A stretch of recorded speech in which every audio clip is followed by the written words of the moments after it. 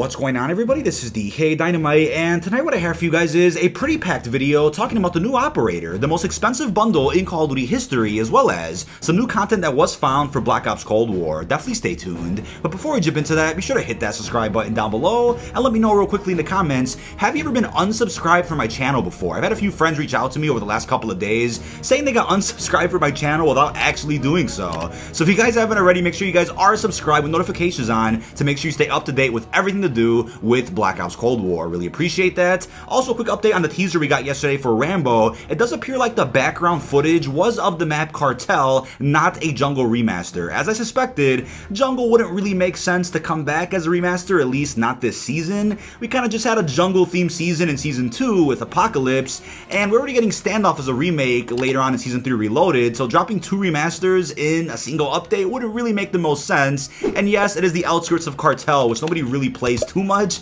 at least in my opinion, with this game. But starting off with the new operator bundle which released today, we have a tracer pack that comes along with this. We have Antonov for 2,400 COD points, comes with two weapon skins, one for the AUG and one for the KSP. It does come with the nuclear green and yellow tracer rounds, along with dismemberment effects on top of that. We then have the radiation detector accessory, a tight squeeze gesture, the toxic spill charm, an animated chemical burn emblem, an animated toxic throne calling card, and the radiator vehicle skin. It's a pretty nice looking pack, to be honest with you guys, but one thing I will say and agree with Prestige's Keon is that Antonov as an operator skin alone looks incredible. I would have loved to buy just him by himself without the rest of the content in this bundle, because the blueprints, or I should say the AUG and the KSP skins, aren't the greatest, and the tracer rounds aren't too impressive either. It's the mix of green and yellow, which we already kind of saw many months ago with the St. Patrick's packs. And you know what, the KSP is pretty overpowered. Haven't used it too much in either Black Ops Cold War or Warzone, but I'm definitely going to start doing that. The AUG I have used quite a bit in the past. There was another tracer pack for the AUG which also came with yellow tracer rounds. I think that came out in Season 1 or something, but the KSP, as you guys will see in the background gameplay, definitely shreds in Fireteam, 6v6, and of course even in Warzone. But yeah, it's not too impressive when it comes to the dismemberment effects or even the tracers, but still worth a pickup if you do want to get your hands on this badass Antonov operator skin. But at this point, every skin that was promised on the Season 3 roadmap has released in-game, so I'm guessing with Season 3 Reloaded, we're going to end up seeing at least Rambo, John McClane, and maybe even some other surprise operators that haven't been announced yet, because usually, like I said before, they save at least one or two operator skins, if not more, for the Reloaded update, and we don't have any more left, so they're going to have to surprise us on the Season 3 Reloaded roadmap, which will hopefully release officially in the next few days, or even as soon as Monday. But aside from that, enjoy the background gameplay here on Sanatorium, one of the most beautiful maps, and some of Treyarch's best level designing, at least in my opinion. But we also have something that got revealed today a little bit early. I'm a bit skeptical on showing the images in this video, but we're going to take a risk with that. We have the M.O.A.B bundle coming for 10,000 COD points, the most expensive bundle in Call of Duty history. Yes, it'll cost $100, and it's not standing for the mother of all bombs as we had in Modern Warfare 3. At first thought it was a reference to Modern Warfare 3 Remastered, but no, it is the mother of all bundles, which is very clever on Activision's end for titling it that way, and it's only going to be available for Modern Warfare and Warzone, and will apparently contain all of the Season 1 through 6 Battle Pass content if you missed it for when Modern Warfare was in its prime. We're not sure when this is going to release or what's even included in the bundle itself. It's not even available on COD Tracker yet, so it could be a couple of months away from releasing. You never know. It could be a surprise release at Season 3 Reloaded's launch. I mean, we don't know what's going on with this bundle at all, but since there is some remaining Modern Warfare content left, I'm still going to assume we're going to see a minor Season 7 type of update to Modern Warfare that releases the SOAP bundle, some of those DLC weapons like the CX-9, maybe even some missing maps that haven't dropped yet over in Modern Warfare. Lots of content is still on the way for that game. Why they're dragging this on is unknown to me. My only guess is, yeah, they're going to release Modern Warfare 3 Remastered alongside the SOAP bundle, but now we have this mother of all bundles pack, which is going to be, like I said, the most expensive bundle we've ever seen. So I think it'll sell pretty damn well. If people out there missed even just one season's worth of content in Modern Warfare, they might pick this up. But the question is, what if you already had most of Modern Warfare's content? Like, let's say you played Seasons 1 through 5, but missed Season 6. Do you still have to pay $100 for content that you don't need? I mean, maybe there'll be a way to get a discount on this pack if you already own most of the content in it.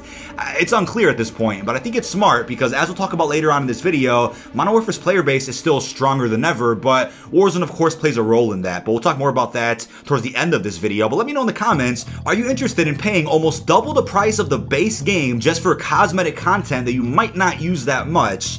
And you can bet your ass, if this is successful for Modern Warfare, which I'm sure it probably will be, then they're going to do this again once Black Ops Cold War's life cycle is over for anybody out there that missed a battle pass or two.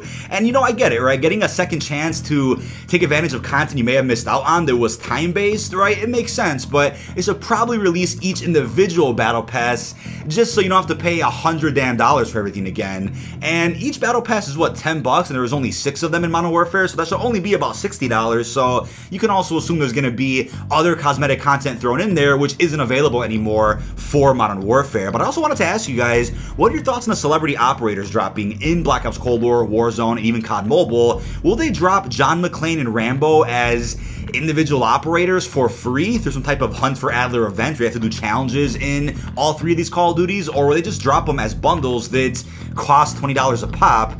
I'm gonna have to assume they might do both. There could be some in-game event that maybe lasts a week, similar to Hunt for Adler, where you again do some easy in-game challenges and then maybe get some free skins of our celebrity operators. Maybe they could do a bit of both, have free operator skins and also drop some paid operator skins, because Rambo and John McClane have different looks to them, of course, you know, across their different movies. So they can do a little bit of both, make some money, but also drop some base versions of these characters for free. They already dropped Captain Price for free this season, so how much free content is going to drop, you know, in terms of operators? It's definitely unknown at this point, but I want to hear your thoughts on this. You know, what could they do? We have some ideas already thrown out there by users on Twitter. We have Buck25425 who mentioned a diehard operator pack. His idea could be having an MP5, an AUG blueprint along with John McClane, you know, a horn, John's watch, and a charm of the lighter. I mean, there's so much content from the Die Hard movies that could easily make their way into an operator pack, without a doubt. And the fact that weapons like the AUG were in the Die Hard films, you can bet that's probably going to be included in a bundle of some sort. So it makes sense, you know, but let's just see how creative Activision ends up getting with how they release these operator bundles. We just have no idea right now. We also have information from Dude Trust Me, a familiar leaker over on Twitter who has accurately leaked information in the past, including actual gameplay screenshots of the Euro Mountains Battle Royale experience. He mentioned that there could be 2 weapons coming, an AR and an LMG. In terms of when those weapons are coming is definitely unknown. I mean, like I said, there can easily be some surprise weapon drops in Season 3 Reloaded, or these could be weapons for Season 4. Now, I would say close to the beginning of June when I go out of town, I will have a video planned that goes over kind of a recap of what to expect in Season 4, but right now, we're just gonna take a guess and say, okay, some of this could drop in the Reloaded update, which is just over a week away. Like I said before, I'm a bit surprised we're already this close to the mid-season update. It feels like just yesterday the season released, but I want to assume that because some of the Rambo films dropped towards May 20th, a couple days after that, that could be why they're intending for this May 20th to be the release of the mid-season updates alongside Rambo. So we'll see when these weapons release, but drop a comment down below. Which AR or LMG do you guys want to see return in Black Ops Cold War? It could be from any previous Black Ops iteration or even World at War. I mean, the PPSH wasn't in any Black Ops game aside from Black Ops 3, so the fact they brought that back was incredible to me. And they could even be new weapons for all we know, and I wouldn't complain about that either, but I'm sure Treyarch has some surprises up their sleeve for hardcore Black Ops fans out there. Now, I also want to remind you that lots of content for Black Ops Cold War has been done and even polished since pre-beta, and that's quite some time ago, and it's still on hold. What I'm talking about specifically is definitely Killstreaks. There is at least 3 Killstreaks left coming to Black Ops Cold War, so we can assume 1 new one will drop with each upcoming season. They never release a new Killstreak with a Reloaded update. They drop them at the beginning of a new season. We know about the Flamethrower, the K9 unit, and of course the Hand Cannon Annihilator, which we already saw in the campaign of this game. So the fact that we saw the Flamethrower in Season 1 promo art, and the fact that it hasn't released yet, has me scratching my head a bit, because there actually is an image out there on the internet, which I can't show you on screen, of the Flamethrower in action over in Black Ops Cold War multiplayer. So maybe check the spicy description if you want to see what I'm talking about. But yeah, that Flamethrower has been done for a minute, and the fact that Antonov just releases a bundle today, it kind of resembles a firefighter, kind of has me thinking the Flamethrower could in fact be the next Killstreak dropping, at least the beginning of Season 4. And if that's not the case, then damn, that's one of those streaks that literally has been on hold and we thought was going to release any day now, but hasn't. I mean, maybe it was planned at one point to drop that in Season 1, but they ended up going with the Harp instead, which was a smart choice. But then Season 2 brought us the, the Death Machine, and this season has been the Strafe Run. And the Strafe Run does get pretty annoying, right? That thing is overpowered as hell if you call it in on the right map, like Nuketown. But the Flamethrower is going to be really spicy. I mean, like I said in previous videos, imagine when the Flamethrower and the Hand Cannon release, look how easy nukes are going to be, because you could just get, what, 7 to 9 kill kills with your regular weapon, get your war machine, get your flamethrower, get some kills with that, and then take out a death machine or take out a hand cannon, and you'll be at 30 kills in no time. Nukes are going to be easier than ever, I think, in Call of Duty history once those streaks are released. But yeah, aside from the flamethrower, we do know that 2 other streaks are dropping, so we could just assume that we're getting at least, and probably at a max, 3 more kill streaks here in Black Ops Cold War multiplayer. I also wanted to bring up Fireteam Elimination, the Battle Royale experience coming to all Fireteam locations, because one thing that I'm sure you guys agree with is that we do need a playlist separate from Fireteam Mosh Pit that includes elimination in it, because we already have Dirty Bomb and Hardpoint in one Mosh Pit playlist, and that's fine. Now you can actually vote when you're in a lobby which mode you want. I think that's fair. Before, there wasn't any voting system for Fireteam matchmaking, but now there is. But when it comes to Fireteam Elimination, hopefully they have a playlist for it that's like party games, where you click on party games and you can select gun game or sticks and stones, even prop hunt. We need Fireteam Elimination to allow us to pick between solos, duos, and quads. Will that be a bit of a conflict of interest with Warzone? Maybe, but I'm sure Activision doesn't mind because Warzone's player base is stronger than ever, so I don't think Fireteam's going to touch Warzone too much.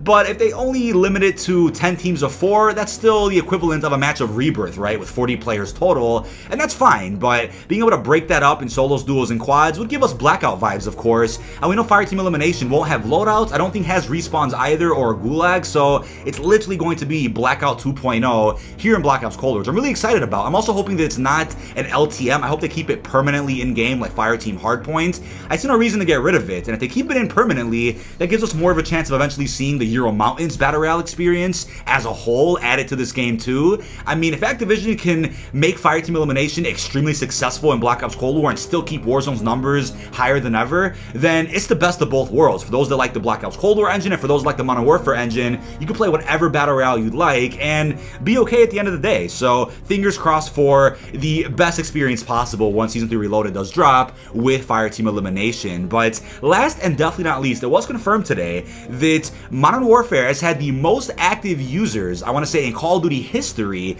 and the numbers show it. But one thing I will remind you is that Warzone plays a large role in that, because yeah, there is a free-to-play Warzone application you can have if you don't own a full version of Modern Warfare, absolutely, but a lot of people bought the full version of Modern Warfare after Warzone dropped, and a lot of people already own Modern Warfare before Warzone released, so yeah, that explains why the player base is that high. But here's the thing about that. It has the most active users of any game last week in the United States on PlayStation and Xbox, ahead of GTA 5 and Fortnite in terms of active players. I mean, that's incredible. And if you guys are like, oh yeah, Black Ops Cold War is dead or whatnot, I'm like, look, one thing I would have loved to see, as I said before on the podcast too, I would have loved to see how Warzone would have done if Modern Warfare did not exist. If Modern Warfare was a completely different game on a different engine and Warzone just came out by itself, I'm curious where Modern Warfare's numbers would be right now. That's not even me hating, I'm just curious how the numbers look if you differentiate the base game of Modern Warfare from Warzone Battle Royale. So for anybody that says Black Ops Cold War is dead, just remind them with the facts that were presented in the Activision earnings call, right?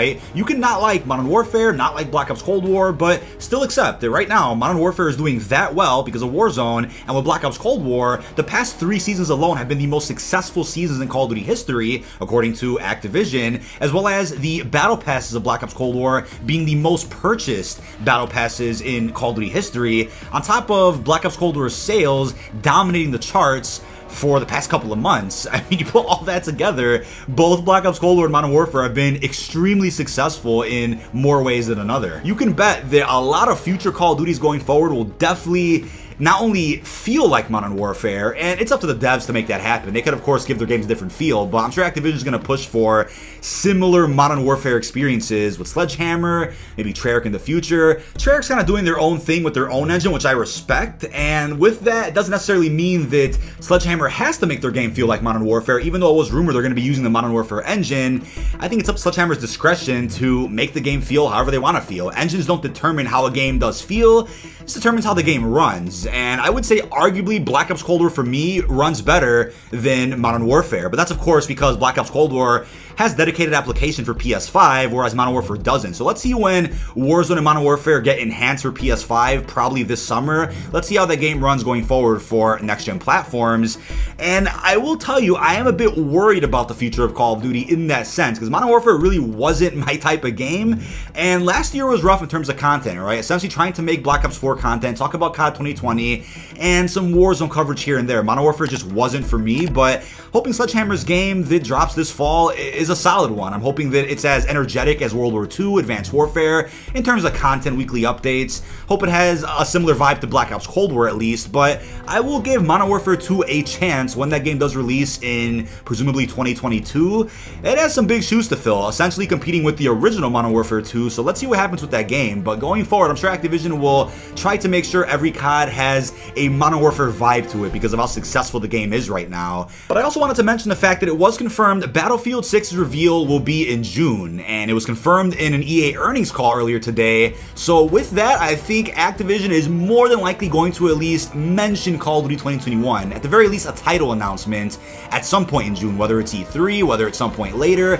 Activision is supposedly going to be making an appearance at E3 where they can talk about plenty of their other properties, not just Call of Duty, but I would assume we'll at least get a Season 4 gameplay trailer for Black Ops Cold War and Warzone during E3. That's when the largest audience possible is going to be watching. That can be a good opportunity to announce several improvements to Warzone, whether it's a next-gen application for PS5, an FOV slider, Dark Ether camo, so many other improvements, even Warzone on mobile. They can mention anything at that point. Since Season 4 does drop a couple of days after E3, that's a really strong estimate, but could they also drop a title announcement for Sledgehammer's next project, then do a multiplayer gameplay trailer in July or something? You never know, but I'm willing to bet that because Sledgehammer's team is so large right now, they'll definitely be doing a lot more marketing that was done for Black Ops Cold War last summer because of the pandemic and whatnot. Sledgehammer has a bit of an advantage this time around in terms of how they can develop and market their game without the circumstances of COVID. But that is about it. This has been dkdynamite. Leave all your thoughts down below in the comments section. What are your thoughts on the brand new Antonov bundle, which comes with a tracer?